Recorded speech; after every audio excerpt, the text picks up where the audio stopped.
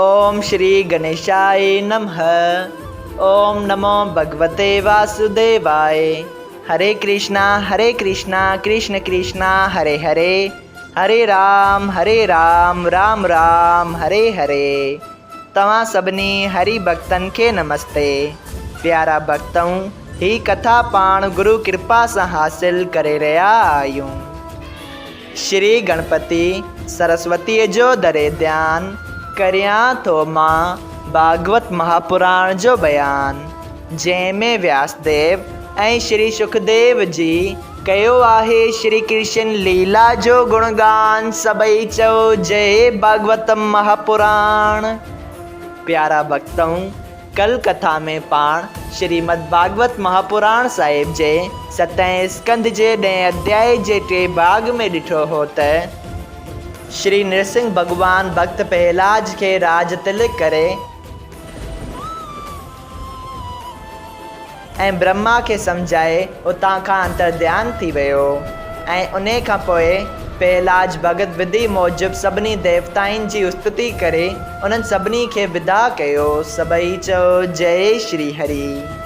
तंहिं बाद युधिष्ठिर के श्री नारद मुनि पुर नाले दैत जी कथा ॿुधाइनि था, जंहिंमें हू ॿुधाइनि था त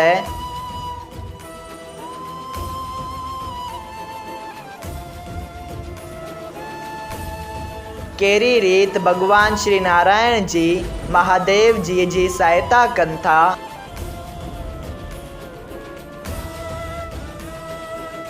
ऐं पुर नाले दैत के माराए श्री महादेव जी जो नालो त्रिपुरारी रखाइनि था। सबई चओ जय श्री कृष्णा।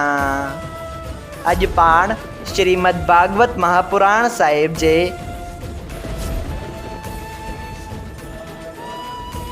7 स्कंद जो 11हों अध्याय शुरू करे रहिया आहियूं, जंहिंजो नालो आहे नारद मुनीअ जो 4 वर्णन ऐं आश्रमनि जो धर्म ॿुधाइण। श्री सुखदेव जी चयो त हे राजा परीक्षित, एतिरी कथा ॿुधी राजा युधिष्ठिर नारद मुनीअ जी घणी स्तुति करे चयो त हे मुनिनाथ, तव्हां दयाल थी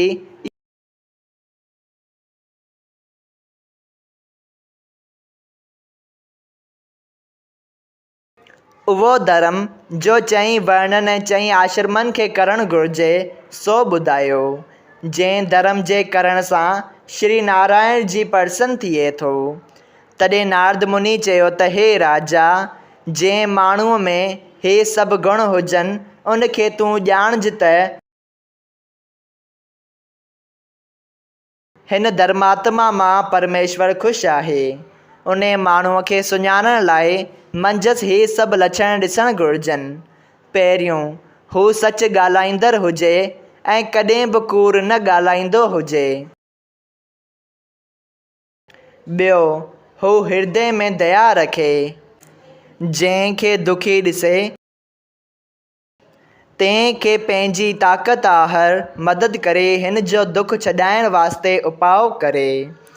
टियों, पंहिंजी पसंदी आहर दान ॾेई अकेलो भोॼन न करे ऐं जेका चङी शइ खेसि मिले उन मां पहिरीं ब्राह्मण ने ॿियनि 4 वर्णन खे ॾेई पोइ पाण खाहे। चौथों, पंहिंजो चित परमेश्वर जे भॼन ऐं सुमरण में लॻाए नौदा भक्ति कंदो रहे। पंजों, घणी लालच छॾे संतोष रखे ऐं संसारी माया खां परे रहे। साधन ऐं महात्माउनि जी भक्ति ऐं शेवा करे। छहों, परमेश्वर जी कथा ऐं लीला प्रेम सां परे ऐं ॿुधे ऐं हचा करण छॾे ॾिए।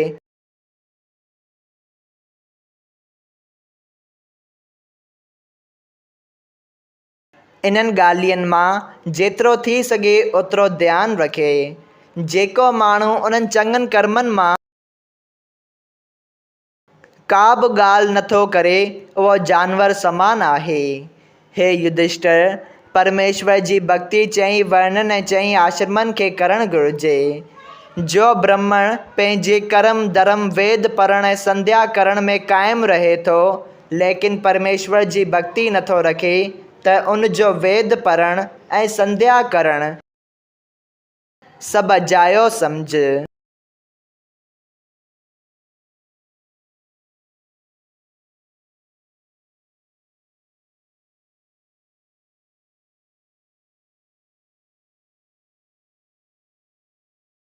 अहिड़ी तरह क्षत्रिय वैश्य शूद्र टिनी वर्णनि ऐं गृहस्थी ब्रह्मचारी वानप्रस्थ ऐं सन्यासी चई आश्रमनि खे ध्यानु सुमरण ऐं भक्ति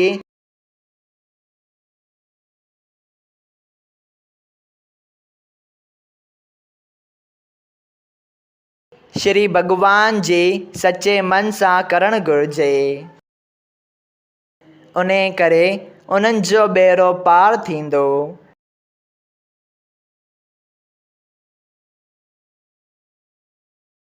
हे राजा, चई वर्णनि जो धर्म जुदा जुदा आहे।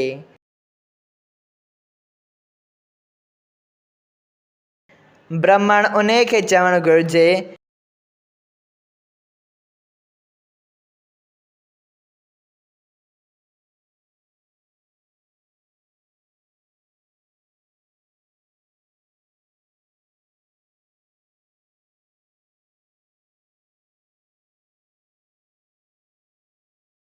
जंहिंजा सभु संस्कार विधीअ मूजिबि ॼमण खां वठी मुनण जरे ऐं शादीअ जा वक़्त सर थिया हुजनि ऐं हू पोख में किरियल अनाज खे चूंडे या भिख्या करे पंहिंजो पेटु गुज़ारनि करे।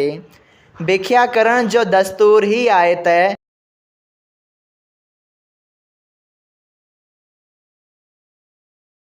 जा भिख्या बिना घुरे मिले उहा अमृत समान आहे, जा घुरण सां मिले थी उहा सुख समान आहे।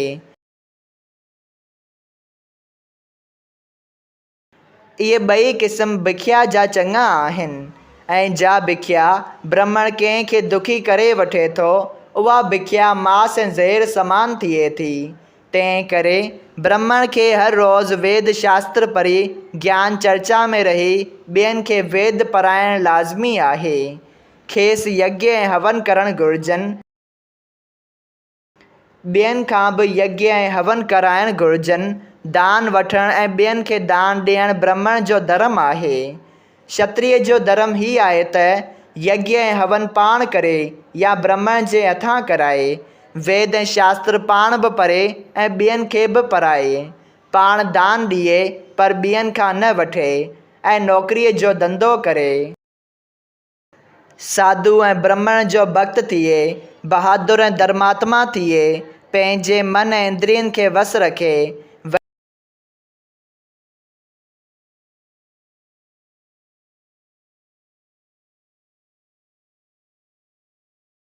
वैश्य वरण खे घुरिजे त वापार करे ऐं निज विद्या में क़ाइमु रही देवता ऐं ब्राह्मण जी निमाराईअ सां भक्ति रखे।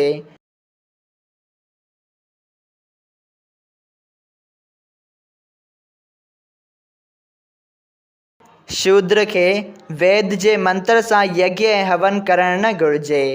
ब्राह्मण खे आदमीअ जी नौकरी ऐं शेवा करण खां बिल्कुलु मना आहे। जेकॾहिं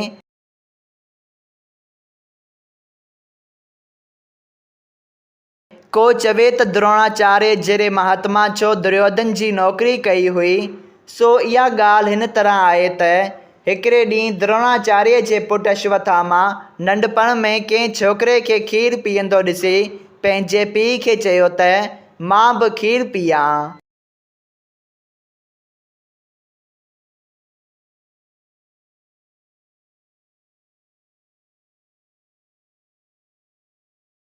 द्रोणाचार्य खे कंगाल हुअण करे इहा ताक़त न हुई जो नाणे ते खीरु वठी पुट खे पीआरे सघे।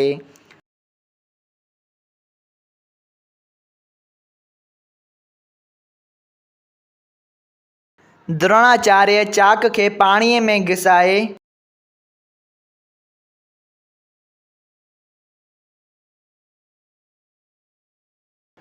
उहो खीर जी आयूस पंहिंजे पुट खे ॾिनो।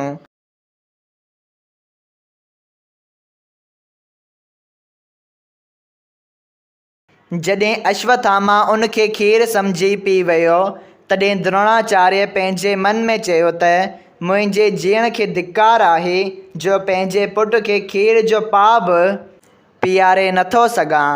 उन दुख ऐं लाचारीअ सबबि द्रोणाचार्य राजा दुर्योधन वटि वञी रहण लॻो। लेकिन हिन माहवारी पगार मुक़ररु करे न वरिती, मतिलब त मंथली पगार थींदी आहे जेका, सा न ते वरिताईं। सभई चयो जय श्री कृष्णा। हे युधिष्ठिर, मां चईं वर्णनि जो धर्म तोखे ॿुधायो, हाणे स्त्रियुनि जो धर्म ॿुधायां थो, सो बि ॿुध। स्त्री पंहिंजे पतीअ खे देवता ऐं परमेश्वर समान ॼाणी उन जी आज्ञा में रहे ऐं मिठा वचन चवे, कंहिंखे बि कठोर वचन न चवे, लोभ न रखे, पंहिंजे पति ऐं वॾनि जी शुद्ध मन सां शेवा करे, पंहिंजे रहण जो घर पवित्र रखे, थोरा घणा या जेके ज़ेवर ऐं कपिड़ा परमेश्वर जा खेसि ॾिनल हुजनि से पाए ख़ुशि रहे। कॾहिं बि कूड़ी ॻाल्हि पंहिंजे पतीअ सां भुलिजी न करे ऐं संतोष रखे।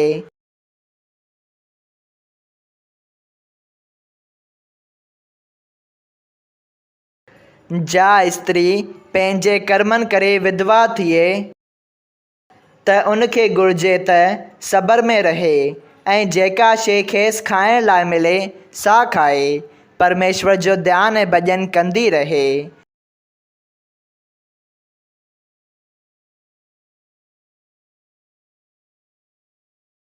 विधवा स्त्रीअ खे स्वादी भोॼन जी ख़्वाहिश रखणु, चङनि कपिड़नि ऐं ज़ेवरनि सां पाण खे सींगारणु न घुरिजे।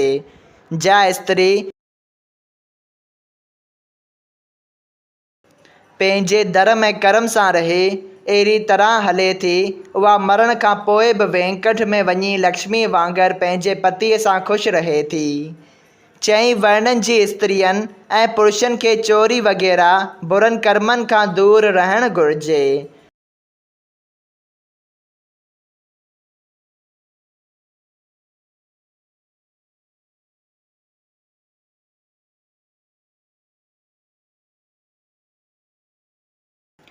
हर रोज़ भोग करण में औलाद पैदा नथो थिए, अहिड़ी सम्झ रखणु घुरिजे।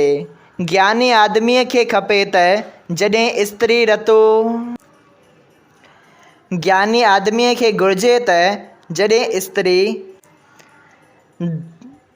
धर्म में अचण खां पोइ चौथे ॾींहुं सनानु करे तॾहिं उन सां भोग करणु घुरिजे। तॾहिं उन सां भोग करणु वाजिबु आहे, छो त ईअं करण सां औलाद धर्मात्मा पैदा थिए थो।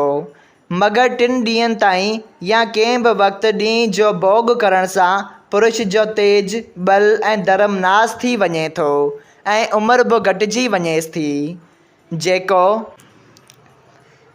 इन्हनि चइनि वर्णनि खां सवाइ जे ॿिया वर्ण आहिनि, तिन खे घुरिजे त सभई चयो जय श्री कृष्णा। श्रीमद् भागवत महापुराण साहिब जे 7हें स्कंद जो 11हों अध्याय संपूर्ण थियो। अगरि तव्हां सभिनी हरि भक्तनि खे हिन कथा मां लाभ हासिल थियो हुजे त कृपया हिन कथा खे ॿियनि हरि भक्तनि सां शेयर कजो त उन्हनि जो बि भलो थिए ऐं तव्हांजो बि भलो थिए। सभई चयो जय सिया राम, राधे राधे।